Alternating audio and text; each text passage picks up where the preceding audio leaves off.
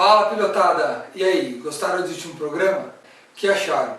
Deixa aqui embaixo aqui suas opiniões, viram aí de legal, que tem que melhorar, pra gente poder sempre estar evoluindo e crescendo junto com vocês aí. Bom, falando de Fórmula 1, o último fim de semana foi bastante movimentado, né?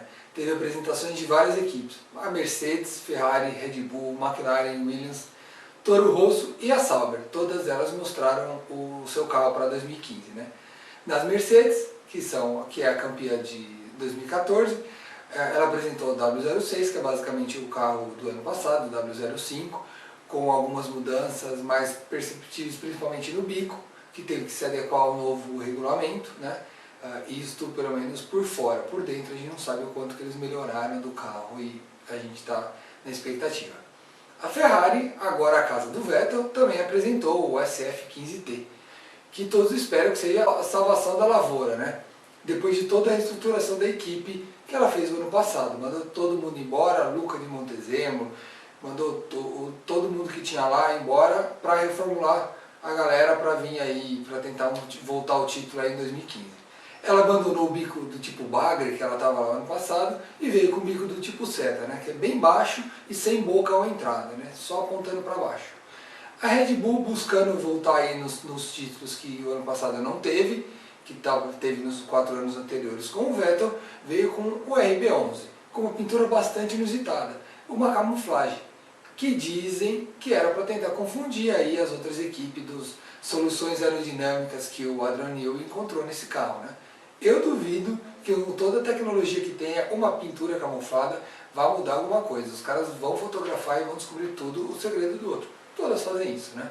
Mas de qualquer forma, a pintura ficou bem interessante. A Red Bull disse que não é a pintura definitiva, que vai vir com outro esquema de cor para a corrida, mas ficou bem legal. O carro veio com o bico mais baixo e comprido, meio que nem o bico da Mercedes, né? Agora a gente precisa ver se o motor da Renault evoluiu o suficiente para colocar a Red Bull brigando com a Mercedes lá na frente, né?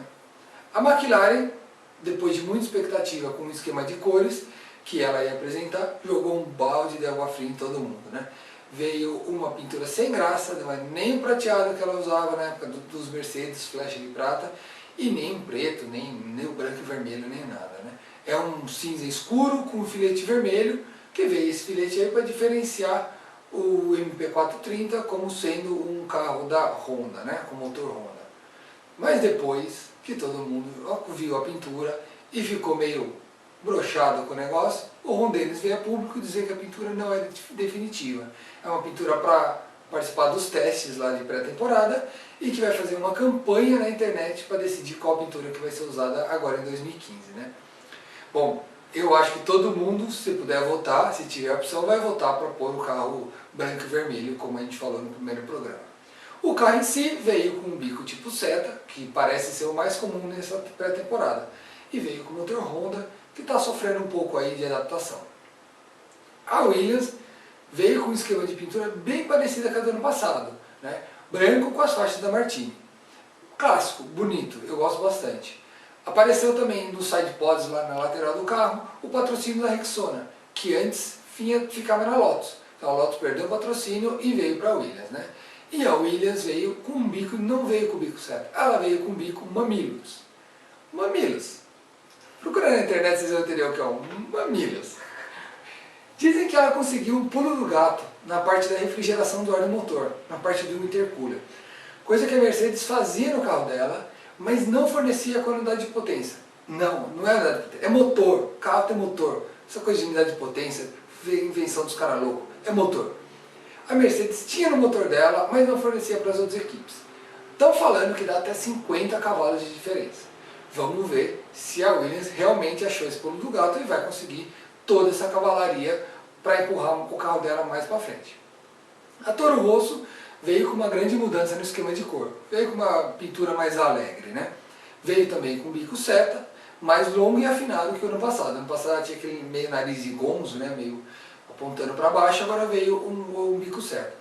Saber se funciona? Não dá. Tem que aguardar os resultados dos testes, né? A simpática e gloriosa Sauber, uma das últimas garagistas da Fórmula 1 ainda nativa, a outra é a Williams, veio com uma pintura toda azul e amarela, com o patrocínio Master do Banco do Brasil, no side pods, na lateral, né?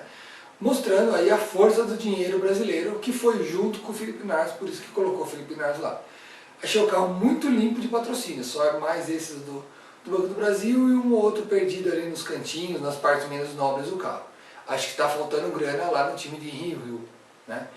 Bom, vamos aos resultados dos testes. Hoje a gente já teve 3 dias de testes, amanhã tem o último dia de testes em Jerez, o primeiro fim de semana aí, primeira semana de teste da pré-temporada, né? Nessa primeira bateria, nesse primeiro dia aqui, a Ferrari com o Vettel já ficou em primeiro, né? Ela deu 59 voltas. Em segundo, a grande surpresa, veio a Sauber com o Marcos Ericsson, né? Ficou apenas 0,087, 87 milésimos de segundo atrás, com 73 voltas completadas. Mostrou aí uma boa confiabilidade do Sauber, né? O Nico Rosberg de Mercedes assombrou, deu 157 voltas com Mercedes. Ponto aí para a confiabilidade do motor Mercedes e do carro em si, né? Depois ficaram na sequência Ricardão com 35 voltas, Bottas de Williams com 72. Estreando pela Toro Rosso, Carlos Sainz Jr. Ficou a mais de 2 segundos do Vettel, nem vamos contar o tempo aí, mas deu 46 voltas para acostumar com o carro. Alonso e a McLaren Honda Nova deu somente 6 voltas e nem marcou tempo. Calma, isso não quer dizer nada. No ano passado, em toda a pré-temporada, a Red Bull não conseguia dar mais de 10 voltas. Foi para o campeonato e foi a única equipe que ganhou corrida além da Mercedes. Ganhou 3 corridas, né? No segundo dia, que foi na segunda, ficou igual. Ferrari e Sauber no 1 e 2. O Vettel continuou andando de Ferrari, fez o primeiro tempo, só que na Sauber, em segundo lugar, ficou o Felipe Nasr estreando pelo time suíço, né? Vettel deu 89 voltas e o Felipe Nasr deu 88. Depois, na sequência, veio Bottas de novo com Williams, Hamilton de Mercedes com 61 e 91 voltas respectivamente. Então aí o Hamilton mandou 50, 60 voltas a menos que o Rosberg no dia anterior, mas mesmo assim 91 voltas é um monte, né? E dessa vez foi a vez da estreia do Imberbe Max Verstappen na Toro Rosso, né? Ele ficou em quinto, deu 73 voltas com o carro acostumando ainda, pegando a mão do carro. Maldonado estreou a Lotus não veio no primeiro dia, veio só para o segundo, deu 41 voltas. E o Button fez exatamente igual ao Alonso no dia anterior, só 6 voltas e não marcou tempo. Vamos ver como vai vir esse motor, se eles conseguem resolver os problemas da confiabilidade do motor Honda, né? Daniil Kvyat, que agora é parceiro de Daniel Ricciardo na Red Bull, não marcou tempo, deu 18 voltas só com o carro, só para fazer um shakedown, só volta de instalação. Na terça-feira, tivemos uma grata surpresa. O Felipe Nasr, que estava andando pela segunda vez, pelo segundo dia seguido, com a Sauber, ficou em primeiro, fez o primeiro tempo e andou 108 voltas.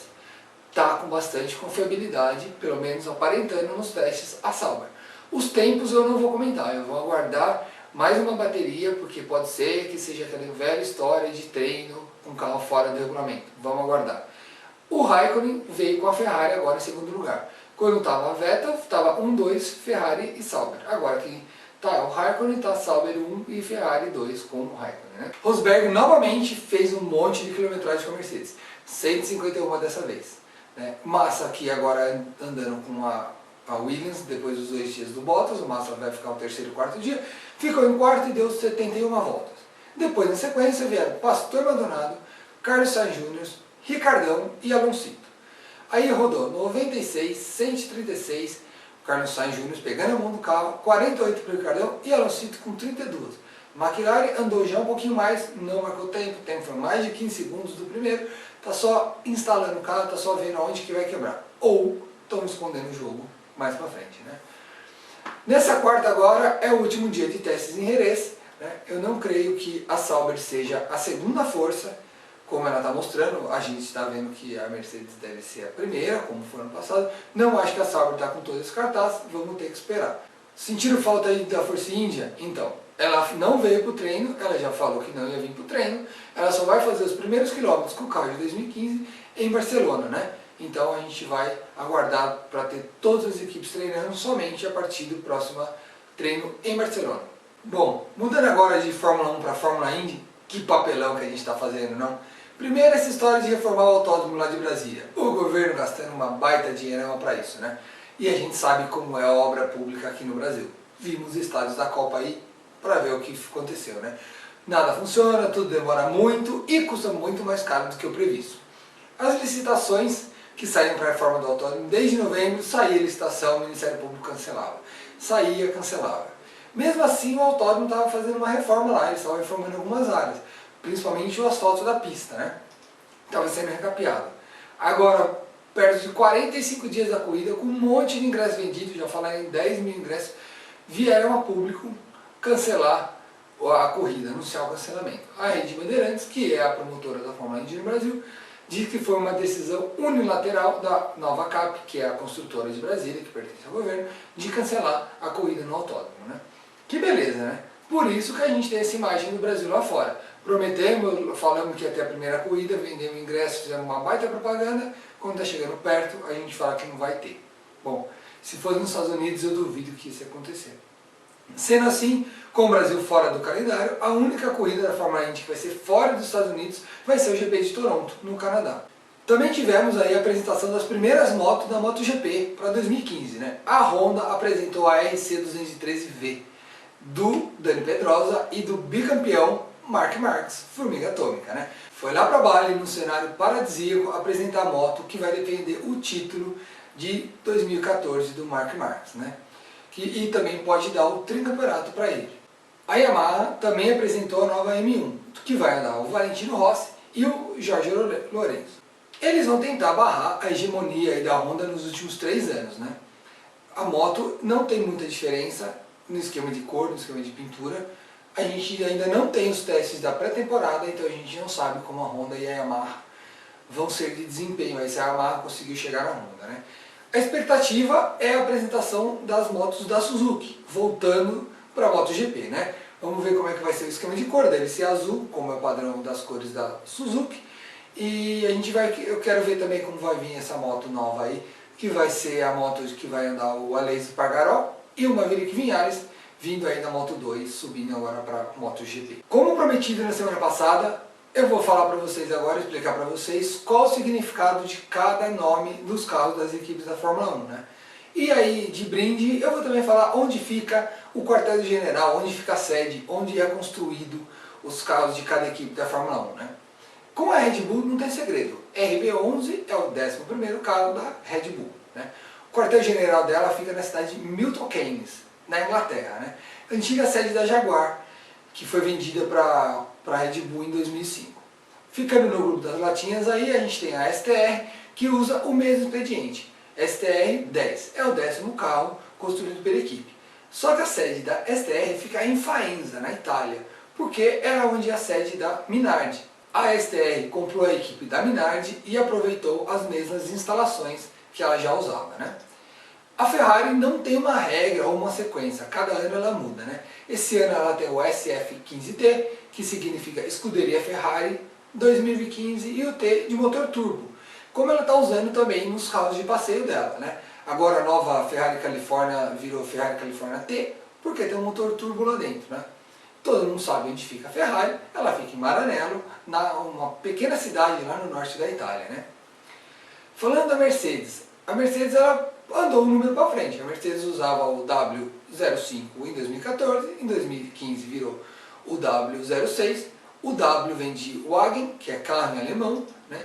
Todo carro de passeio da Mercedes ela tem um código de projeto, começa com um W seguido de 3 números. Então a gente tem o W168, W69, W212, 221, e aí tem vários, todos os carros têm um código W. E apesar de ser alemã, a Mercedes, né? A sede da Mercedes da Fórmula 1 fica na Inglaterra, fica em Brackley, que era uma sede usada originalmente pela BAR, que depois virou Honda, depois virou Brown, e depois em 2010 a Mercedes comprou e utilizou as mesmas instalações, né? Williams. A Williams veio com o FW37. É o 37º carro construído pela equipe do Sir Frank Williams. O time fica baseado em Grove, na Inglaterra. A Force India também usa o nome do dono da equipe para nomear os carros, né? Então, o desse ano é VJM08. Vijay Mallya, que é o dono da equipe, é o 8º carro que a equipe constrói. O time, mesmo correndo sob bandeira indiana, fica sediado em Silverstone, na Inglaterra, no templo do automobilismo, bem perto do autódromo, né? Onde era a antiga sede da Jordan e também das equipes que vieram depois. Era Jordan, Midland, depois Piker. E depois a Force India que comprou. A Sauber não usa o nome do dono para nomear os carros. Ele usa o nome da mulher do dono. Então o C34, o C que usa, eu tenho o nome lá, é de Christine, que é a esposa do Peter Sauber. E o número é aquela coisa que a gente já falou, né? É o 34º carro da equipe Sauber, que foi construída por elas. O time do Peter Sauber fica na Suíça, fica em Hinwil. McLaren. A McLaren, com o tradicional MP430, né? Onde o 30, adivinha? Isso, é o 30º carro da equipe de Wokingham. O MP4 vem da junção dos nomes McLaren, eu já li alguma coisa na internet que é M de Marlboro, não é, é M de McLaren, e Project 4. Então MP4 é McLaren mais Project 4. Project 4 era a equipe do Ron Dennis de Fórmula 2 e Fórmula 3. Quando o Ron Dennis se juntou à McLaren, junto com os árabes, com o Mansur Ojed e o pessoal da TAG, ele juntou e começou a construir o carro MP4. Então, MP4 é McLaren Project 4 e depois tem o número do chassi. O time fica em Wokingham, na Inglaterra, no Reino Unido, em uma sede maravilhosa. Procura na internet, no Google dá para fazer uma visita virtual no museu, que tem a maioria dos carros de Fórmula 1 construindo lá, galeria de troféu. A sede é linda. A Lotus veio esse ano com o E23 Hybrid. O Hybrid é porque ele está usando o motor Mercedes, então a Mercedes usa isso em alguns carros, ela usou a pedido da Mercedes. O E23 tem relação com a fábrica, com o local que está construindo. O E vem de Anston, também na Inglaterra, que era a antiga sede da Lotus, da primeira lá do Colin Chapman. Então o E23 é o 23º chassi construído na sede de Anston, na Inglaterra. Bom, pilotada, por enquanto é isso. Na próxima semana a gente vai ter mais novidades, vai ter o resultado final dos treinos. E quem sabe aí a gente consegue pôr uma história aí do automobilismo brasileiro, mundial aí. A gente tem bastante história aí do automobilismo. Não sabe se é lenda, se é verdade, mas são histórias engraçadas e curiosas. E a gente vai começar a contar aí sempre que der aí pra vocês. Bom, obrigado, até a próxima. Não esqueça de curtir o vídeo, de se inscrever e também falar pros amigos aí desse vídeo se você gostou. Abraço, até semana que vem.